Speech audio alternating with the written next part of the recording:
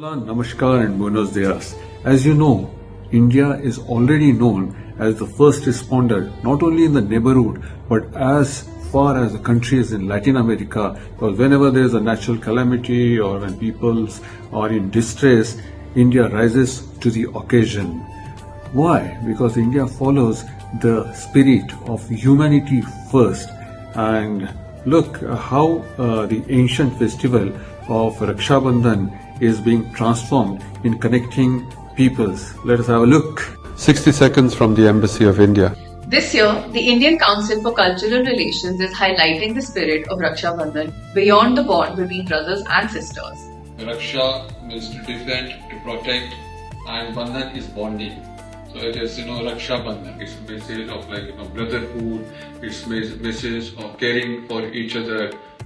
Members of Sahaj Yoga Spain and ISKCON Madrid, along with children of the Indian community, came together in celebration at the Embassy of India. They tied Rakhis to the ambassador and to each other, sharing the message of affection and protection.